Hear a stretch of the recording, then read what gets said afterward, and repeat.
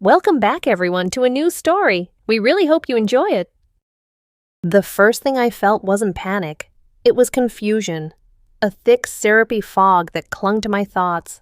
My head was heavy, as if filled with wet sand, and a strange, floral scent, something like jasmine and vanilla, clogged my nostrils. But it was the twin weights on my chest that truly baffled me.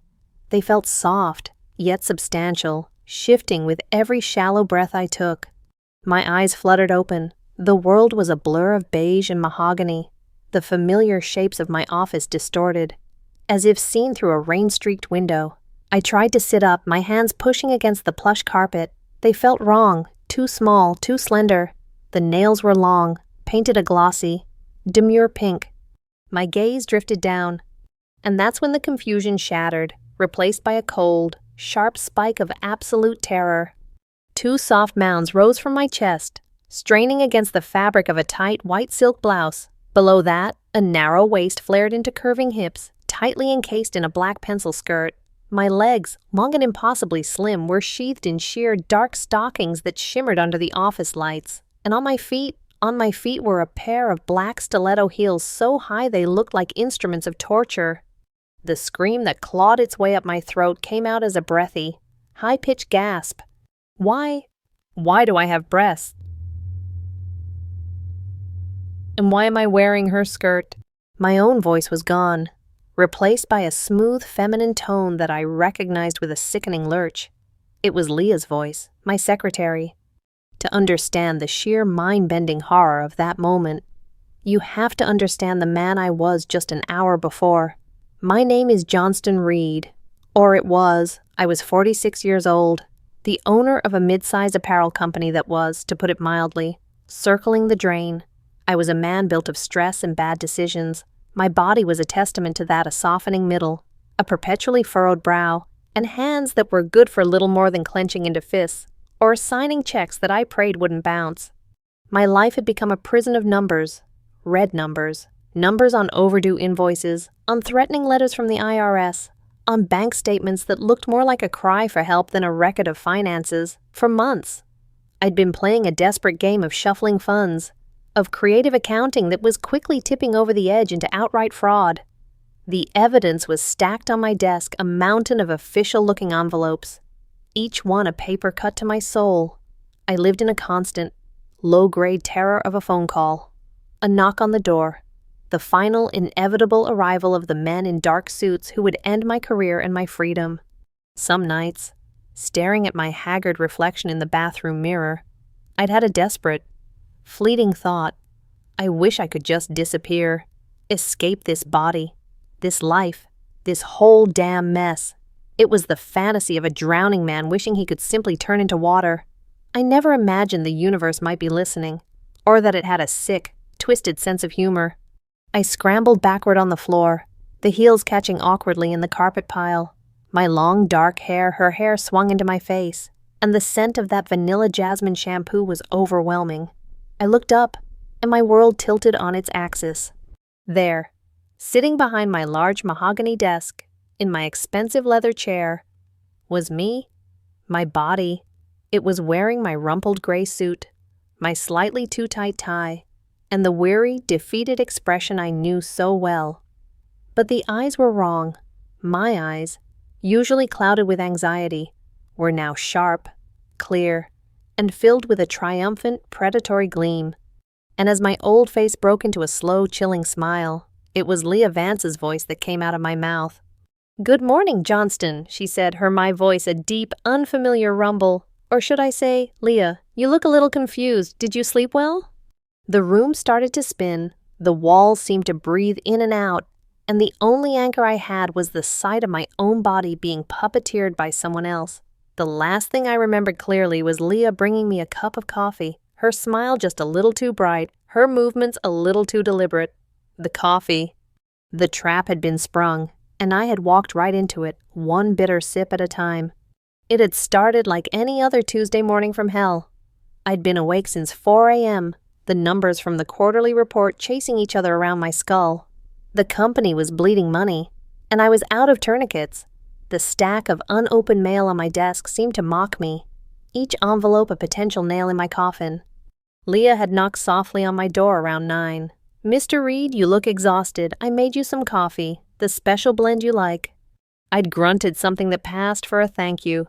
Leah had been with me for 2 years. She was hyper-efficient, smart, and beautiful in a way that was both professional and distracting. She always wore the same uniform, a crisp blouse, a form-fitting pencil skirt, and heels that made a confident, rhythmic click-clack on the polished floors. She was the picture of competence, a stark contrast to the crumbling facade of my business and my life. I trusted her implicitly. That was my first mistake. She placed the ceramic mug on my desk, her painted nails a flash of red against the white porcelain. "Just how you like it," she'd said, her voice a low, soothing murmur. Black, 2 sugars. The aroma was rich and dark, cutting through the stale air of the office. I was so desperate for the caffeine jolt, for anything to clear the fog of dread, that I didn't hesitate. I took a long, deep gulp.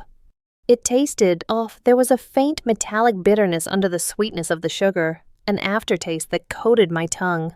I chalked it up to a new brand of beans or my own frayed nerves playing tricks on me. "Everything okay?" Mr. Reed, Leah asked, lingering by the door. "Fine," I mumbled, taking another sip, "just tired."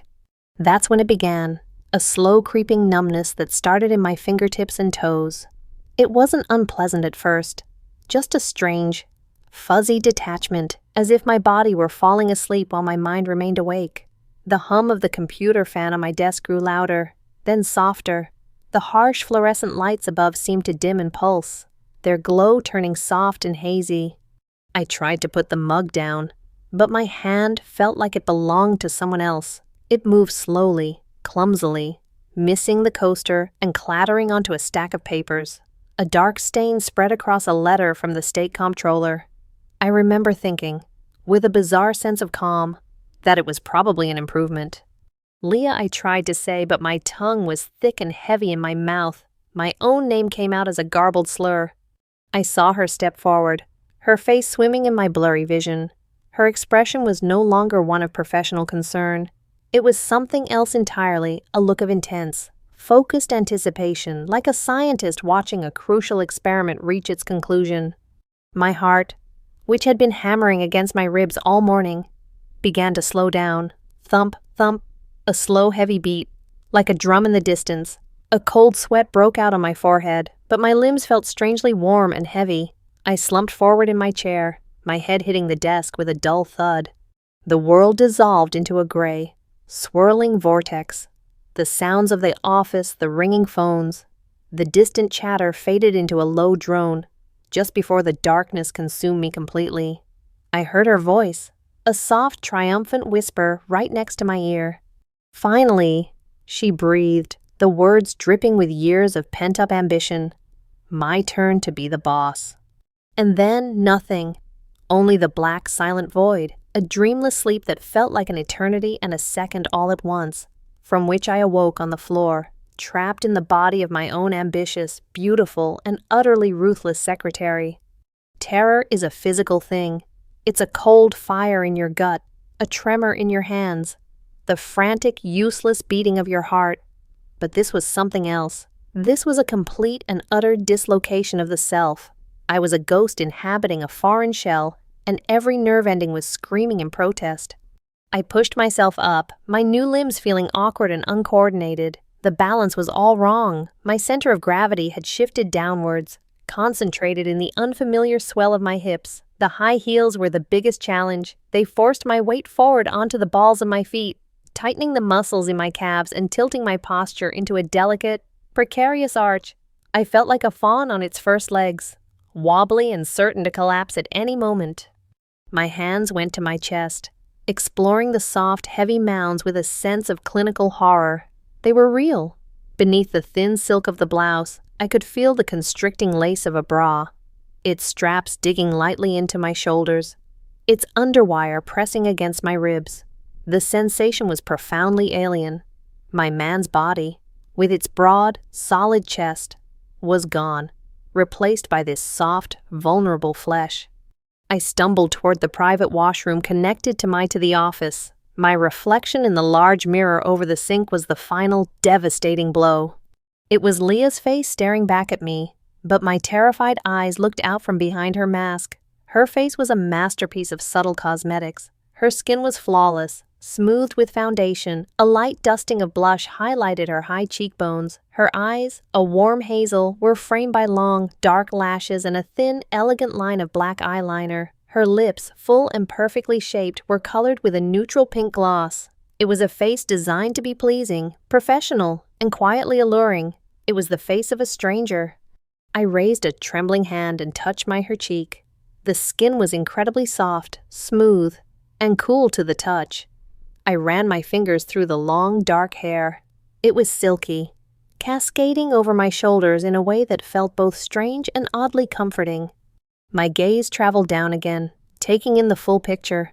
The white silk blouse was buttoned high, but the fabric was stretched taut across my new bust, hinting at the curves beneath. The black pencil skirt was a cage of fabric, hugging my hips and thighs so snugly that I could barely take a full stride.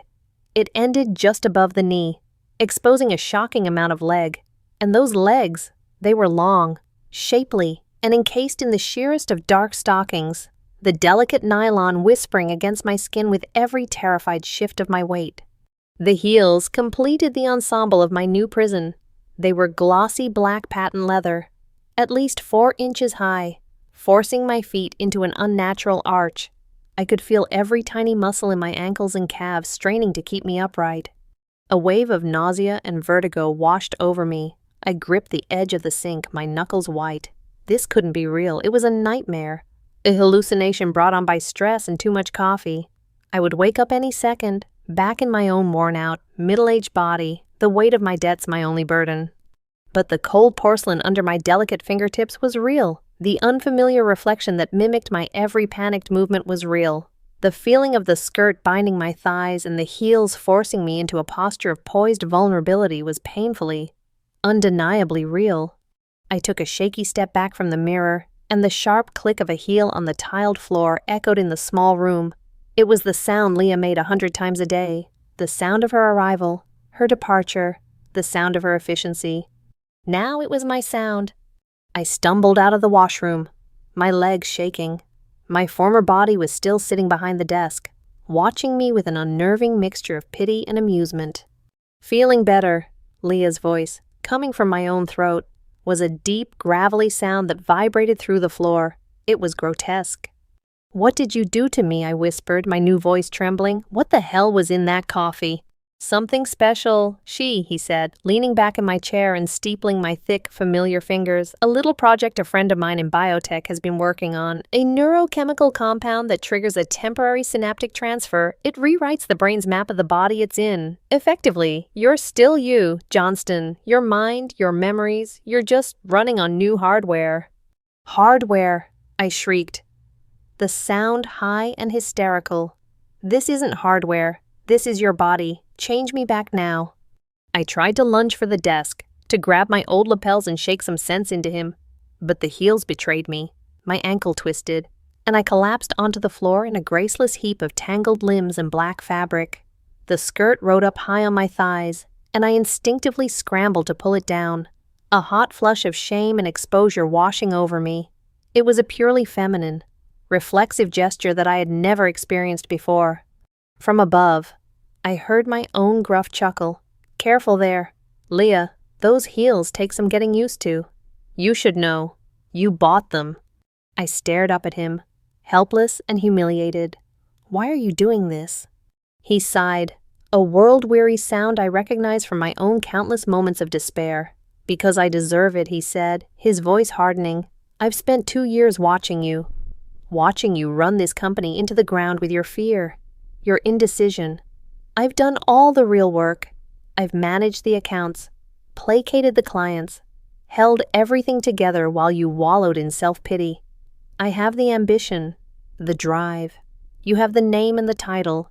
It felt unbalanced." He stood up, walking around the desk. My body moved with a new confidence, a swagger I'd never possessed. It was taller, broader, more imposing than I'd ever felt. "I want the power, Johnston," he continued, looming over me. "I want the respect. I want to be the one making the decisions, not the one fetching the coffee. And you were so miserable. I heard you, day after day, sighing and muttering about wanting to escape. Well, I've given you an escape, a new life." He gestured around the office with one of my hands. "This is mine now, the company, the title, the responsibilities, all of it." He then pointed a finger down at me. "And you are me, a cute, efficient secretary in a short skirt. You'll answer the phones, you'll schedule my appointments, and you'll do exactly as you're told. It's a simple life, no more stress, no more worrying about bankruptcy." My mind reeled. The sheer audacious cruelty of it was breathtaking. She hadn't just stolen my life, she had demoted me into her old one, trapping me in a role and a body that were the antithesis of everything I had ever been. "No," I pleaded, tears welling in my eyes. The unfamiliar sensation of mascara starting to run down my cheeks was just another small violation. "Leah, please, you can't do this. Change us back. I'll give you a promotion, a raise, anything." My old face twisted into a sneer of contempt. "Too late," he said, his voice cold and final. "You're me now, and you'd better start acting like it. The phone's about to ring." I stayed on the floor, a crumpled mess of silk and nylon, my mind a vortex of denial and despair. She had thought of everything. She had planned this coup with meticulous, sociopathic precision. She had won, my life was over, and a new horrifying one was just beginning. Leah, the new Mr. Reed, walked back to the desk and sat down, picking up a pen and looking over a spreadsheet with an air of complete ownership. He was enjoying this, savoring the moment of his ultimate victory. He expected me to cry, to beg, to eventually break and accept my new subservient role. But as the initial shock began to recede, it was replaced by something else, a strange, icy calm. The gears in my mind, so long clogged with financial panic, started to turn again. She wanted my life, my company, my responsibilities, all of it. All of it. A slow, strange sensation started in my chest. It wasn't hope, not exactly. It was more like the gallows humor of a man who has absolutely nothing left to lose. I looked at my hands, Leah's hands, and slowly, deliberately, pushed myself into a sitting position.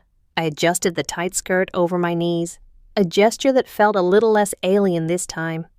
And then, I started to laugh. It began as a low chuckle, a sound that felt bizarre coming from Leah's throat. It was airy and light, but it held a core of pure, unadulterated irony. My old face looked up from the spreadsheet, a frown creasing my brow. "What's so funny?" he demanded. I looked him straight in the eye, and for the first time since waking up in this nightmare, I smiled, a genuine, wide, triumphant smile. "Oh, nothing," I said, my voice smooth and even. "I was just thinking about what a brilliant plan you have. Truly, you've taken everything from me." "That's right," he said, puffing out my chest. "I have." "You've taken my name," I continued, ticking the points off on my slender fingers. "You've taken my office, my company, my position as CEO." I paused, letting the silence hang in the air for a beat.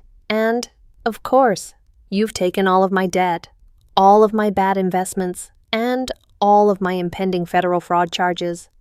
The smug look on my old face froze. The color drained from my cheeks. "What? What did you just say?" he stammered. "Those letters on the desk," I said, gesturing with a flick of my wrist. "They're not from happy clients. One is from the IRS, announcing a full-scale audit of the last 5 years.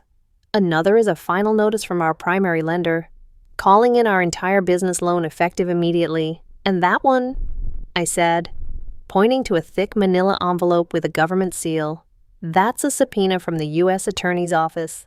It seems my creative accounting has attracted some very serious attention." I leaned forward, the silk of my blouse whispering with the movement. "You said it yourself, Leah. You're the boss now. You are Johnston Reed, which means when they come to make an arrest for bank fraud and tax evasion, they'll be looking for the man sitting in that chair. They'll be looking all for you." The silence that followed was deafening. The triumphant swagger drained out of my old body, replaced by a slack-jawed horror. Leah's eyes, my eyes widened in disbelief, then darted frantically to the pile of letters on the desk as if seeing them for the first time. "No," he whispered, his voice cracking. "No, that can't be true. You're lying." "Am I?" I asked sweetly. "You were my secretary for 2 years. Leah, you saw the numbers. You knew we were in trouble. Did you really think it was just a little cash flow problem? You wanted the captain's chair so badly, but you never bothered to check if the ship was sinking." He stared at me, my face a mask of pure, unadulterated panic. The trap she had so carefully laid for me had snapped shut, but her leg was the one caught in its steel jaws. She had stolen a prison, not a kingdom. And in that moment, looking at the terror on the face I used to wear, I felt a profound, exhilarating sense of release. The crushing weight that had been squeezing the life out of me for years was suddenly gone. It wasn't my problem anymore. It was hers. While Leah, or rather, the new Johnston Reed, was having a complete meltdown behind the desk, I slowly and carefully got to my feet. This time, I was more mindful of the heels. I placed one foot in front of the other, keeping my knees slightly bent, my hips swaying just a little to maintain balance. It was a delicate, conscious effort, but I managed to stay upright. I walked over to the full-length mirror that stood in the corner of the office, the one I used to use to check if my tie was straight. Now it showed me a completely different person. A woman. A tall, elegant woman in a stylish, professional outfit. Her face pale but her eyes gleaming with a newfound light. I turned from side to side, observing the way the skirt clung to my hips, the way the heels elongated my legs. I ran a hand down my side, over the smooth fabric of the blouse and the tight weave of the skirt. The body beneath was a landscape of soft curves and subtle angles, so different from the blunt, aging form I was used to. There was fear, yes, and a deep, unsettling weirdness that I couldn't shake. But underneath it all, something else was stirring, a flicker of fascination. I had wished for an escape, and I had gotten one, albeit in the most bizarre way imaginable. I was no longer Johnston Reed, the failing business owner on the brink of ruin. That man was over there, hyperventilating in my old suit. I was someone else, a blank slate. My eyes fell on Leah's my handbag, a smart leather satchel sitting on the corner of the visitor's sofa. Driven by a new sense of curiosity, I walked over, my steps becoming a little less wobbly, a little more confident with each click-clack of the heels. I picked up the bag. It was heavier than I expected. Inside, alongside a wallet, keys, and a dizzying array of makeup tubes and compacts, I found a small leather-bound notebook. I flipped it open. The first page was titled, in Leah's neat, precise handwriting, "The New You, a User's Guide." My jaw dropped. She had literally written a manual for me. The notebook contained everything. Her full name, Leah Catherine Vance, her address, social security number, bank account details with a surprisingly healthy balance, passwords for her email and social media. There were notes on her daily routine, the brand of coffee she liked, her workout schedule at the gym, the names of her friends. There was even a section on her wardrobe, with tips on how to coordinate outfits and which shoes went with which dress. Remember, one note read, "Your posture is everything. Shoulders back, core tight. The heels will do the rest. Walk as if you own the ground you're walking on." It was the ultimate act of arrogance on her part. She had assumed I would be so broken, so compliant, that I would simply fall in line and live out her life according to her instructions. But now this manual wasn't a list of commands. It was a survival guide, a starter kit for a new existence. A strangled sob from the desk broke my concentration. I looked over. Leah was clutching my old phone, her knuckles white. She was listening to a voicemail, her face ashen. I could guess who it was from. My lawyer, probably, with more bad news. I felt a pang of something. Not pity, but a sense of cosmic justice. She had craved power, and now she was about to be crushed by its consequences. I slung the leather handbag over my shoulder. The strap settled comfortably into the curve between my neck and my shoulder. It felt right. I had a choice. I could stay here and watch the final, spectacular implosion of my old life, or I could walk out that door and start a new one. It wasn't even a choice. The ringing of the desk phone was sharp and shrill, an alarm bell signaling the end of the world, my old world, Leah's new one. He stared at it as if it were a venomous snake. The caller ID would read Arthur Vance, Escarral, my lawyer, a man I had been dodging for a week. "Aren't you going to get that, boss?" I asked, my voice laced with a sweet, cutting irony. My old hand, now guided by her panicked mind, trembled as it reached for the receiver. He put the phone to his ear. and I watched my own face contort with fear as Arthur's voice, tinny and urgent, crackled through the speaker. "Johnston, thank God I reached you. I've been calling your cell all morning. We have a serious problem. The DA's office just called. They're moving forward. They're planning to issue a warrant." Leah's Johnston's mouth opened and closed, but no sound came out. My body, which had weathered years of stress, looked like it was about to have a full-blown panic attack under her command. "Johnston, are you there? We need to meet now. We need to prepare for the worst, Johnston." With a guttural cry of despair, she slammed the phone down. The sound echoed in the silent office. She buried my face in my hands, her broad shoulders shaking with sobs. It was the most pathetic sight I had ever seen. The powerful, confident man she had wanted to be was already a broken, terrified wreck. She had the body of a man, but none of the grit he needed to survive the storm that was coming. In a way, I had been preparing for this crash for months. She was experiencing it all in the space of a few minutes. I didn't say another word. There was nothing left to say. My old life was a burning building, and she was trapped on the top floor. My only instinct was to get out before the whole thing came crashing down. I turned and walked towards the door, my movements deliberate and smooth. Each click of my heels on the hardwood floor was a punctuation mark at the end of a long, miserable chapter of my life. Click, goodbye, debt. Click, goodbye, sleepless nights. Click, goodbye, fear. Click, goodbye, Johnston Reed. I didn't look back. I didn't want to see the final moments of the man I used to be. That wasn't my tragedy anymore. As I opened the door to the outer office, the scent of jasmine and vanilla, the scent of Leah's perfume, my perfume wafted around me. For the first time, it didn't smell like a trap. It smelled like freedom. The first few days were a blur of disorientation and discovery. I took a cab to the address in the notebook, a clean, modern apartment building in a part of town I barely knew. Leah's keys worked perfectly. Her apartment was like her, minimalist, organized, and stylish. It was a space designed for one, a launching pad for an ambitious life. Now, it was my sanctuary. My first task was simply learning to exist in this new form. The world, I quickly discovered, is designed differently for women, or rather, people treat the world around you differently. The simple act of walking to the corner store for groceries was a revelation. Men held doors for me. Strangers smiled. The clerk at the checkout counter called me ma'am and met my eyes in a way he never would have with the stressed, middle-aged man I used to be. It was both unnerving and strangely intoxicating. I was visible in a way I hadn't been for years. People noticed me. Of course, some of the notice was unwanted, the lingering gazes, the unsubtle once-overs. At first, it made my skin crawl, a feeling of being scrutinized, judged. I found myself instinctively crossing my arms over my chest or tugging at the hem of my skirt. But slowly, I started to adapt. I followed the instructions in Leah's notebook like it was a sacred text. I woke up, showered in an experience of entirely new sensations, from washing long hair to navigating unfamiliar curves, and then faced the daunting challenge of her wardrobe. It was a sea of silks, crepes and cashmeres, dresses, blouses, skirts, and an entire rack of shoes that looked like modern art sculptures. I started simple, choosing a comfortable-looking pair of dark jeans that fit me perfectly, a soft gray sweater, and a pair of low-heeled ankle boots. It was my first attempt at creating an identity that wasn't the severe, corporate look Leah had cultivated. The most difficult part was the morning ritual of makeup. Leah's vanity was a chemist's lab of powders, creams, and pencils. Her notebook had a step-by-step guide for a natural daytime look.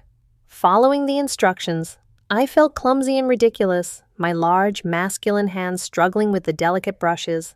I smudged the eyeliner. I put on too much blush, making myself look like a clown. I washed it all off and started again, my frustration mounting. But after an hour of painstaking effort, I managed a passable result. Looking in the mirror, I saw a woman who looked plausible. Tired, a little stressed, but undeniably female. A week after my transformation, I forced myself to go to a small coffee shop a few blocks from the apartment. I needed to interact with people, to practice being Leah. I ordered a latte, my voice still feeling foreign and a little too soft. I found a small table in the corner and tried to read a book, but I was too aware of my surroundings. A man at the next table, handsome in a clean-cut corporate way, caught my eye and smiled. "Sorry to bother you," he said, his voice pleasant. "I just wanted to say, I really like your sweater." My heart did a ridiculous flutter. I, Johnston Reed, a man who hadn't received a genuine compliment in a decade, was being flirted with over a cashmere sweater. I felt a hot blush creep up my neck and into my cheeks. It was an intense, uncontrollable physical reaction. "Oh," I stammered, my voice barely a whisper, "thank you." "I'm Mark, by the way," he said, extending a hand. I took it, my hand feeling small and lost in his. "Leah," I replied, the name feeling a little more natural on my tongue this time. We made small talk for a few minutes. He worked in finance, lived nearby. He was charming and polite. He wasn't pushy or creepy, just friendly.